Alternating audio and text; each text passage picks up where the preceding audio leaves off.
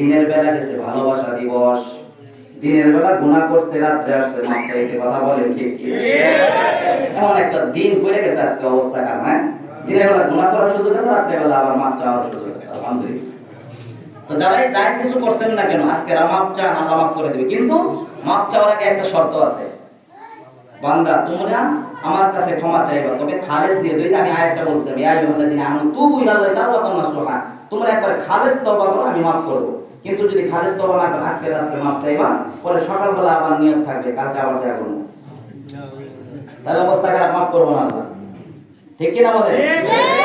ভালোবাসা, বিশ্ব ভালোবাসা, এটা বিশ্ব ভালোবাসা দিবস না, এটা বিশ্ব বেহায়া দিবস। ও ভাইরা আমার, ভালোবাসা, এক ভালোবাসার কারণে বান্দা জান্নাতি হবে, আর এক ভালোবাসার কারণে জাহান্নামী হবে। কথা বলেন ঠিক কিনা? যে ব্যক্তি ভালোবাসার নিয়তে, মহব্বতের নিয়তে একজন ছেলে তার মা বাবার প্রতি তাকাবে, আল্লাহ পাক রব্বুল আলামিন এই ভালোবাসার কারণে ওই বান্দার আমলনামায় প্রত্যেকটা চাওয়ানির বেতন বদলতে, প্রত্যেকটা দৃষ্টির বদলতে আল্লাহ পাক রব্বুল আলামিন তাকে কবুল হজের সওয়াব দিয়ে দিবে। সাহাবী আরজ করলেন, ইয়া রাসূলুল্লাহ, ইয়া হাবিবাল্লাহ, আমি যদি 100 বার চাই তাহলে কি আমার 100 কবুল হজ হবে?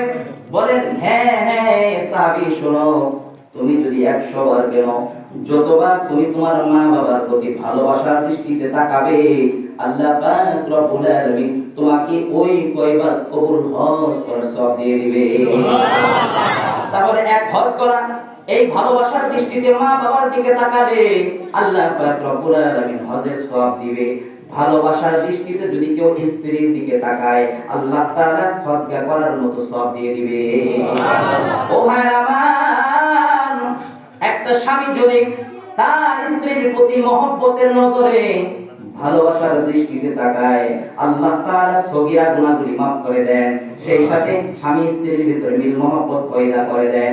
সেই সাথে প্রত্যেকটা কথা, প্রত্যেকটা চাওয়ার কারণে প্রত্যেকটা সেকেন্ডে সেকেন্ডে আল্লাহ তাআলার ফেরেশতারা নেকি লিখতে থাকে। ও ভাই আমার, যদি কোনো বান্দা স্ত্রীর মুখে খাবার তুলে দেয়, ভালোবাসার দৃষ্টিতে, ভালোবাসার মহব্বত নিয়ে যদি স্ত্রীর মুখে খাবার উঠিয়ে দেয়, এই খাবার ওঠানোর বদলে আল্লাহ তাআলা সদকা করার সওয়াব দিয়ে দিবে। আমার ভাইরা,